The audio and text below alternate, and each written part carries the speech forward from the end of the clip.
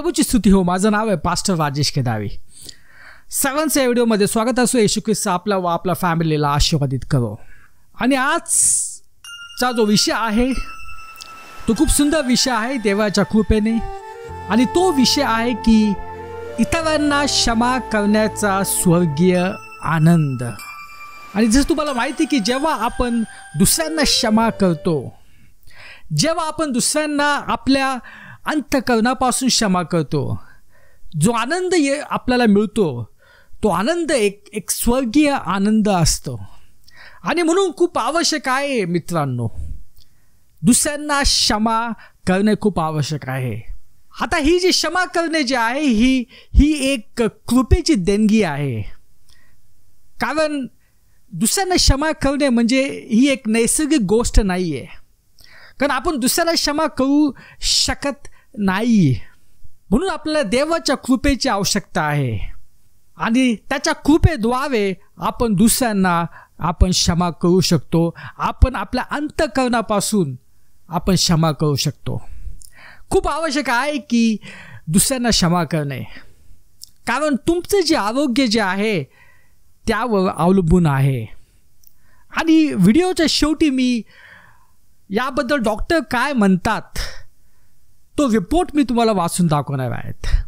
म्हणजे जर तुम्ही क्षमा केली नाही तर त्याचा शरीरावर काय परिणाम होतो, आणि जेव्हा आपण दुसऱ्याला क्षमा करतो त्याचा शरीरावर काय परिणाम होतो, याचा जो रिपोर्ट जो आहे तो मी तुम्हाला वाचून दाखवणार आहे. तर म्हणून खूप आवश्यक आहे, आजचा दिवस प्रभूने आपल्याला दिलेला आहे तो म्हणजे दुसऱ्यांना क्षमा करण्याचा. म्हणून जर आज तुमच्या मनात कोणाबद्दल राग असेल, आज तुमच्या मनात कोणाबद्दल संताप असेल, आज जर तुम्ही कोणाला क्षमा केलेली नसेल, तुमचा भाऊ असू शकेल, तुमची बहीण असू शकेल, तुमचे आई वडील असू शकतील, तुमची मित्रमंडळ असू शकेल, तुमचे नातेवाईक असू शकतील, तुमचा पती असू शकेल, तुमची पत्नी असू शकतील, तुमचे सासरे असू शकतील, तुमची सासू असू शकतील. जर तुम्ही त्यांना क्षमा नाही केलेली आहे, म्हणून खूप आवश्यक आहे की त्यांना क्षमा करणे. आपण जाऊया कलसेकरास पत्र अध्याय 3 वचन 13. एकमेकांचे सहन करा, जशी प्रभूने तुम्हाला क्षमा केली तशी एखाद्या विरुद्ध तक्रार असेल तर एकमेकांना क्षमा करा. हे तर काय म्हटलं आहे की तुम्ही एकमेकांना क्षमा करा जसे प्रभूने तुम्हाला क्षमा केलेलं आहे. जसं तुम्हाला माहिती आहे की जर तुमचं तारण झालेलं असेल, जर तुम्ही येशू ख्रिस्ताने जे महान कार्य केलेलं आहे कुसावर त्यावर तुमचा विश्वास असेल, तुमच्या सर्व पापाची क्षमा झालेली, सर्व पापाची क्षमा झालेली आहे. जे तुमच्या भूतकाळात जे पाप आहेत, जे वर्तमान काळात जे पाप आहेत, आणि जे भविष्य काळात जे पाप होणारे सर्व पापाची क्षमा झालेली आहे. यावर तुमचा विश्वास असणे खूप आवश्यक आहे. कारण जर तुमचा विश्वास असेल की तुम्हाला देवाकडून क्षमा मिळालेला आहे, तुमच्या सर्व पापासाठी तुम्हाला क्षमा मिळाला आहे, तरच तुम्ही दुसऱ्याला क्षमा करू शकता. आता काय ख्रिस्त लोकांना वाटतं की माझ्या पापाची क्षमा झालेली नाही आहे. पण प्रियानो, खूप आवश्यक आहे. इथं पवित्र शास्त्र म्हणतं जसं प्रभूने तुम्हाला क्षमा केली तशी एका विरुद्ध तक्रार असेल तर एकमेकांना क्षमा करा. खूप आवश्यक आहे आपण दुसऱ्यांना क्षमा करणे. खूप आवश्यक आहे की आपल्या मित्रमंडळींना, आपल्या नातेवाईकांना, आपल्या फॅमिली मेंबर्सला, आपल्या पतीला, आपल्या पत्नीला, आपल्या सासूला, आपल्या सासऱ्याला क्षमा करणे. आणि आज तुमच्या अंतःकरणात जर कुटता असेल, जर संताप असेल, जर राग असेल, जर कोणाविरुद्ध राग असेल, तर कृपया आज तुम्ही त्यांना क्षमा करा. आता हे म्हणू नका की मी क्षमा करू शकत नाही, त्याने माझं जे जीवन जे आहे ते उद्ध्वस्त केलेलं आहे, मी कशी क्षमा करणार. प्रियानो, खूप आवश्यक आहे. इथं पवित्र शास्त्र म्हणतं की तुम्ही एकमेकांना क्षमा करा. त्याचा अपराध किती पण असू दे, पण खूप आवश्यक आहे की तुम्ही क्षमा करणे. आजचा दिवस येशू ख्रिस्ताने आपल्याला दिलेला आहे की आपण सर्वांना क्षमा करणे खूप आवश्यक आहे. असं म्हणू नका की मी उद्या क्षमा करतो. नाही, आजचा दिवस आहे, आत्ताच. कारण जसं मी तुम्हाला सांगितलं, पुष्कळ लोक जे आहे ते मनात कुटता ठेवून, मनात संताप ठेवून, मनात वाद ठेवून ते ह्या जग सोडून जातात. येशू ख्रिस्ताने तुम्हाला संधी दिलेला आहे की तुमच्या मनात जर एकमेकाविरुद्ध जर संताप असेल, त्यांना तुम्ही क्षमा करा. आणि जो स्वर्गीय आनंद जो मिळतो जेव्हा तुम्ही दुसऱ्यांना क्षमा करता, त्या आनंदाचं वर्णन करणं खूप कठीण आहे. म्हणून तुम्हीच ते अनुभवा. एकमेकांना क्षमा करा. असं म्हणू नका की मी क्षमा करू शकत नाही, त्याने माझं जीवन उद्ध्वस्त केलेलं आहे. क्षमा करा एकमेकांना. मी तर तुम्हाला सांगतो, तुम्ही आपल्या वैरावर प्रीती करा. जे तुम्हाला शाप देतात त्यांना आशीर्वाद द्या. आज जर तुमचा कोणी वैरी असेल, इथं पवित्र शास्त्र म्हणतं की तुम्ही प्रीती करा, त्यांना क्षमा करा. आणि जे तुम्हाला शाप देतात, पुष्कळ लोक जे आहेत ते असतात शाप देणारे, आणि त्यांना वाटतं की आपलं जे जीवन जे ते उद्ध्वस्त व्हावं. त्यांना वाटतं की आपला जो परिवार जो आहे तो परिवार उद्ध्वस्त व्हावा. पण पवित्र शास्त्र म्हणतं की जे तुम्हाला शाप देतात त्यांना आशीर्वाद द्या. जे तुमचा द्वेष करतात त्यांचे बरे करा. आणि जे तुमचा छळ करतात व तुमच्या पाठीस लागतात त्यांच्यासाठी प्रार्थना करा. हे आहे देवाचं वचन. देव म्हणतो तुम्ही आपल्या वैरावर प्रीती करा, पण जग असं म्हणत नाहीये.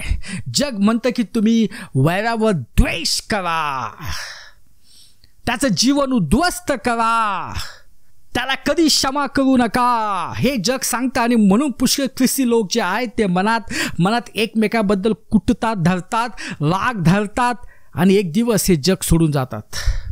प्रियांनो, इथं पवित्र शास्त्र म्हणते तुम्ही आपल्या वैरावर प्रीती करा. जे शाप देतात त्यांना आशीर्वाद द्या. जे द्वेष करतात त्यांचे बरे करा. ही येशू ख्रिस्ताची शिकवण आहे. म्हणून खूप आवश्यक आहे, जे येशू ख्रिस्ताने आपल्याला शिकवण दिलेलं आहे त्यानुसार देवाच्या कृपेने चालणं खूप आवश्यक आहे. ह्या जगाची जी शिकवण जी आहे, आणि ही जगाची शिकवण खूप आपल्या मंडळीमध्ये आलेली आहे, आपल्या परिवारामध्ये आलेले आहे, आपल्या ख्रिश्चन फॅमिलीजमध्ये आलेले आहे. ही शिकवण जगाची जी शिकवण आहे ते बाहेर काढणं खूप आवश्यक आहे. वचन 45, अशासाठी की तुम्ही आपल्या स्वर्गातील पित्याचे पुत्र व्हावे, कारण तो वाईटांवर व चांगल्यावर आपला सूर्य उगवतो आणि नीतिमानावर व अनीतिमानावर पाऊस पाडतो. जेव्हा तुम्हाला माहिती आहे की जेव्हा पाऊस पडतो तो सर्वांवर पडतो, सर्वजण त्याचा लाभ घेतात. म्हणून खूप आवश्यक आहे की तुम्ही एकमेकांना क्षमा करणं, कारण जे तुमच्यावर प्रीती करतात त्याच्यावर तुम्ही प्रीती केली तर तुमचे प्रतिफळ काय. जकातदारी तसेच करतात ना. खूप सोपी गोष्ट आहे. जे आपल्यावर प्रीती करतात त्यांच्यावर प्रीती करणं खूप सोपी गोष्ट आहे. पण इथं पवित्र शास्त्र म्हणतो त्याचं प्रतिफळ काय. जकातदारी तशीच करतात ना. आणि तुम्ही आपल्या बंधुजनांना मात्र प्रणाम करत असलात तर त्यात विशेष काय करता. परराष्ट्रीयही तसेच करतात ना. यास्तव जसा तुमचा स्वर्गीय पिता पूर्ण आहे तसे तुम्ही पूर्ण व्हा. प्रियानं, खूप आवश्यक आहे आपण एकमेकांना क्षमा करणे. खूप आवश्यक आहे की जी आपले शत्रू आहे त्यांच्यावर प्रेम करणं, जे आपल्याला शाप देतात त्यांच्यासाठी बरे करणं, जे आपला द्वेष करतात त्यांच्यासाठी प्रार्थना करणं, हे खूप आवश्यक आहे. जगाची शिकवण वेगळी आहे. जगाची शिकवण म्हणते की जो कोणी तुम्हाला रागवतो, जो कोणी तुमचा द्वेष करतो, तुम्ही पण द्वेष करा आणि त्यांना कधीच क्षमा करू नका. प्रियानो, आपण तसे होऊ शकत नाही. जे वचन आपल्याला पवित्र शास्त्राने सांगितले त्यानुसार आपण चालणे देवाच्या कृपेने खूप आवश्यक आहे.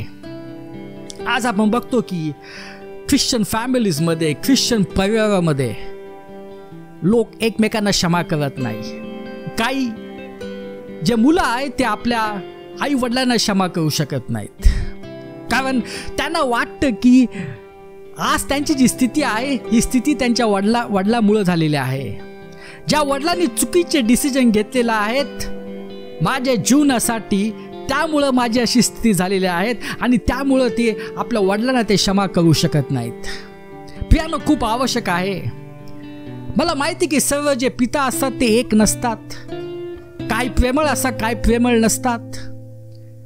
म्हणून खूप आवश्यक आहे तुम्ही आपल्या पित्याला क्षमा करणे, आपल्या आई वडिलांना क्षमा करणे अंतःकरणापासून. आणि आपण बघतो की पती जो आहे तो आपल्या पत्नीला क्षमा करू शकत नाही, पत्नी जी आहे ती आपल्या पतीला क्षमा करू शकत नाहीत.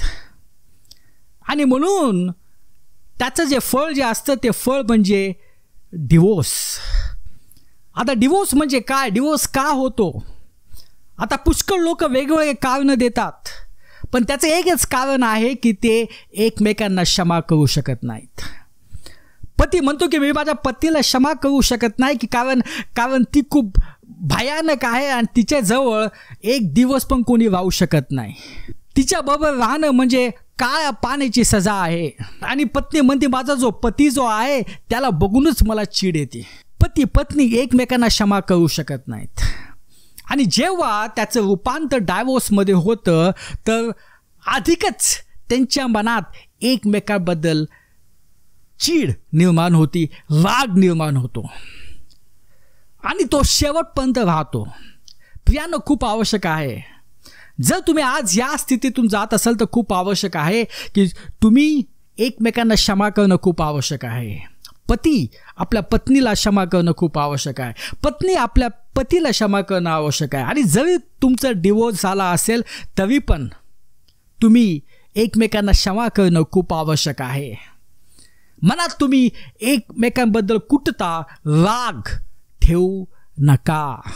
खूप आवश्यक आहे की एकमेकांना क्षमा करणे, आपली जी फॅमिली जी आहे त्यांना क्षमा करणे, आपले बहीण भाऊ सासू सासरे त्यांना क्षमा करणे, आपले जे नातलग आहेत त्यांना क्षमा करणे, आपले जे सहकारी जे आहेत, आपले जे मित्रमंडळ आहेत त्यांना क्षमा करणे.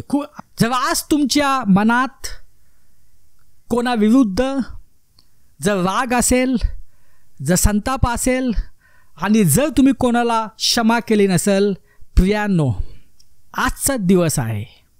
आज तुम्ही सर्वांना क्षमा करा. आणि ही जी क्षमा जी आहे ही क्षमा तुमच्या अंतःकरणातून आली पाहिजे.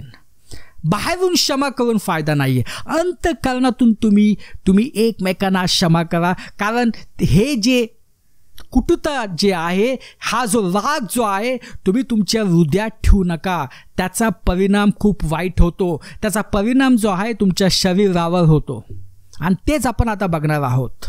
आता मी असं म्हणत नाही की क्षमा करणे म्हणजे तुम्ही सर्वांना कॉल करा आणि त्यांची क्षमा मागा, मी असं म्हणत नाही आहे. आणि असं नाही की क्षमा झाल्यावर त्यांच्याशी तुम्हाला परत व्यवहार करायचा आहे, ते पण मी म्हणत नाही. पण खूप आवश्यक आहे की तुम्ही अंतःकरणातून त्यांना क्षमा करणे खूप आवश्यक आहे. आपण बघतो की पुष्कळ मंडळीमध्ये एकमेकाविरुद्ध कुटुता आहे, एकमेकाविरुद्ध राग आहे आणि ते एकमेकांना क्षमा करू शकत नाही, ते एकमेकांचा चेहरा पण पाहू शकत नाहीत. खूप आवश्यक आहे प्रियांनो, आपले जे बंधुजन जे आहेत, जे आपले चर्चचे मेंबर्स आहेत त्यांना क्षमा करणं खूप आवश्यक आहे. त्यांनी काय गोष्टी बोलल्या असतील तुमच्या विरुद्ध, त्यांनी काय कामं केले असतील तुमच्या विरुद्ध, पण खूप आवश्यक आहे की तुम्ही एकमेकांना क्षमा करणं खूप आवश्यक आहे. काही जण आपल्या पास्टरला ते क्षमा करू शकत नाहीत. खूप आवश्यक आहे तुम्ही आपल्या पास्टरांना क्षमा करणे. आपण जाऊया मत्तई 8:21-22. तेव्हा पेत्र त्याच्याकडे येऊन म्हणाला, प्रभुजी, माझ्या भावाने किती वेळा माझा अपराध केला असता मी त्याला क्षमा करावी? 7 वेळा काय? आता इथं जो पेत्र जो आहे तो येशू ख्रिस्ताला म्हणतो की मी किती वेळा क्षमा केली पाहिजे, आणि त्यांनी संख्या पण सांगितली, 7 वेळा काय? पण येशू त्याला म्हणाला, 7 वेळा असे मी तुला म्हणत नाही, तर 7च्या 70 वेळा. 7च्या 70 वेळा म्हणजे किती? 490 वेळा. म्हणजे असा अर्थ असो, त्याला कुठलीही सीमा नाहीये. तुम्ही क्षमा करत जावा, तुम्ही क्षमा करत जावा, तुम्ही क्षमा करत जावा, तुम्ही क्षमा करत जावा. ही येशू ख्रिस्ताची इच्छा आहे. म्हणून प्रियानं खूप आवश्यक आहे की एकमेकांना क्षमा करणे. जर तुमच्या मनात आज कोणाविरुद्ध राग असेल, तो राग जो आहे तो तुम्ही आज काढून टाका. आणि पुष्कळ लोकांना वाटतं की दुसऱ्यांना क्षमा न करणं यामुळं माझ्या शरीरावर काय परिणाम होत नाही. जर माझ्या मनात दुसऱ्याबद्दल कटुता असेल, जर माझ्या मनात दुसऱ्याबद्दल राग असेल, तर त्याचा माझं शरीरावर काही परिणाम होणार नाही. शरीर आणि ह्या ज्या भावना आहेत त्या वेगळ्या वेगळ्या गोष्टी आहेत. म्हणून दुसऱ्याला क्षमा न करणं चालतं, ते काय मोठी गोष्ट नाही आहे. असे जे आहेत, असे काय ख्रिस्ती लोक, असे काय या जगातील लोक, त्यांचा विचार असतो. पण आज आपण बघणार आहोत आणि मी रिपोर्ट वाचणार आहे. हा डॉक्टरांचा रिपोर्ट आहे. जगभरातील जे डॉक्टर आहेत त्यांचा रिपोर्ट आहे. हा कुठला ख्रिश्चन मॅगझिनमधला नाही आहे. आणि त्यांनी अभ्यासाद्वारे त्यांनी काय गोष्टी ज्या आहेत त्या गोष्टी त्यांनी संशोधन केलेलं आहे. जर तुम्ही क्षमा करत नाही एकमेकांना, जर तुम्ही मनात राग ठेवता, तर त्याचा परिणाम जो आहे त्याचा परिणाम शरीरावर होतो. हे त्यांनी नमूद केलेलं आहे. आणि याच्यासाठी मी आता वाचतो की जसं मी तुम्हाला सांगितलं, कारण पुष्कळ लोकांना असं वाटतं की जर आपण दुसऱ्याशी भांडलो, आपण दुसऱ्याशी चिडलो, आपण दुसऱ्याला जर क्षमा नाही केली तर चालतं, त्यातून काय आपल्या शरीरावर परिणाम होत नाही आहे. पण ही चुकीची गोष्ट आहे. मी तुम्हाला रिपोर्ट वाचून दाखवतो. पहिलं मी इंग्लिशमध्ये वाचतो आणि त्याचं मी ट्रान्सलेशन करतो. इथं म्हटलं आहे, आता हा जो रिपोर्ट जो आहे, हा जो हॉपकिन्स हॉस्पिटल जे आहे, जॉन हॉपकिन्स हॉस्पिटल, हे तुम्हाला माहीत असेल. आणि त्याची जी एक शाखा मुंबईमध्ये पण आहे आणि संपूर्ण अमेरिकामध्ये त्यांची मुख्य शाखा. इथं काय म्हटलं आहे, there is an enormous physical burden to being hurt and disappointed. Chronic anger puts you into fight or flight mode, which result in numerous changes in heart rate, blood pressure, and immune system. And those changes then increase the risk of depression, heart disease, diabetic. आता इथं काय म्हटलेलं आहे की जेव्हा आपण आपल्या मनात कुटता ठेवतो, आपल्या मनात राग ठेवतो, आपण दुसऱ्याला क्षमा करत नाही, तर त्याच्यामुळं आपल्या शरीरावर एक मोठं बर्डन येतं, एक मोठं ओझं येतं. आणि त्या ओझ्यामुळं आपली जी बॉडी जी असते, आपली जी शरीर जे असतं ते एका फ्लाईट मोडमध्येच जातं. आता आपली जर बॉडी जी आहे केव्हा फ्लाईट मोडमध्ये जाती, जेव्हा आपण खूप मोठ्या संकटात असतो, जेव्हा आपण एका मोठ्या संकटात आपण सापडलेला असतो. समजा तुम्ही एका बिल्डिंगमध्ये आहे आणि त्या बिल्डिंगला आग लागलेली आहे, तेव्हा आपली जी बॉडी जी असते ती फ्लाईट मोडमध्ये जाते. जेव्हा तुम्ही प्रवास करतायत आणि तुमचा ॲक्सिडेंट होतो, तेव्हा तुमची जी बॉडी जी आहे ती फ्लाईट मोडमध्ये जाते. म्हणजे जेव्हा मोठे संकट येतात तेव्हा तुमची जी बॉडी जी आहे ती फ्लाईट मोडमध्ये जाते. पण इथं असं म्हटलं आहे की जेव्हा आपण आपल्या मनात कुटता ठेवतो, राग ठेवतो एकमेकांबद्दल, आपण क्षमा करत नाही, तेव्हा आपलं जे शरीर जे आहे ते फ्लाईट मोडमध्ये जातं. आणि त्यामुळं काय होतं, त्यामुळं जे आपलं हार्ट रेट असतं, आपल्या हृदयाची जी गती असते त्यामध्ये परिणाम होतो, ब्लड प्रेशर वाढतं आणि आपली जी रोग प्रतिकारक शक्ती असते त्याच्यावर परिणाम होतो. आणि त्यामुळं आपण जे आहे ते नैराश्यामध्ये जातो आणि हार्ट डिसीजला आपण आमंत्रण देतो, डायबेटिकला आपण आमंत्रण देतो. तर ह्या सर्व गोष्टी होतात जेव्हा आपण आपल्या मनात एकमेकांबद्दल आपण कुटुता ठेवतो. आता हा जो निष्कर्ष आहे, हा निष्कर्ष हा जॉन हॉपकिन्स हॉस्पिटलने काढलेला आहे. आपण दुसरा रिपोर्ट वाचूया. University of peninsula. आता इथं पण असंच म्हटलं आहे की when we don't forgive we put our bodies in a state of constant fight of flight mode. You may be familiar with this term. It speaks of a state of stress put on the body. The flight or flight response was originally used when a large animal was coming after us, but now we are experiencing other type of stress. म्हणजे इथं पण हे सांगितलं की जेव्हा आपण दुसऱ्यांना क्षमा करत नाही, आपण एकमेकांवर राग करतो, आपण मनात कुटुता ठेवतो, तर आपली जी बॉडी जी आहे ती फ्लाईट मोडमध्ये जाते. आणि त्यामुळं काय काय होतं त्याचा दुष्परिणाम पण इथे सांगितलं आहे की आपले जे स्नायू जे असतात ते कडक होतात, ज्यामुळं मान, पाठ आणि हातापायामध्ये असंतुलन किंवा वेदना होतात. दुसरा दुष्परिणाम, सांध्यातील रक्तप्रवाह प्रतिबंधित होतो, ज्यामुळं रक्त ऊतकांमधून पाणी काढून टाकणे आणि पेशींना ऑक्सिजन आणि पोषक तत्वाचा पुरवठा कमी होतो. आणि इथं असं म्हटलं आहे की त्याचा परिणाम जो आहे, तिसरा परिणाम, आपला जो जबडा असतो आणि जो दात असतो त्याच्यावर पण तो परिणाम करतो. Headache comes more often and to a more debilitating degree. म्हणजे खूप डोकं दुखतं आणि आपली जी कॉर्टिसॉल लेवल असती ती वाढते आणि त्यामुळं आपलं वजन पण वाढतं. आणि हृदयात जो रक्त प्रवाह जो असतो तो आकुंचित होऊ लागतो.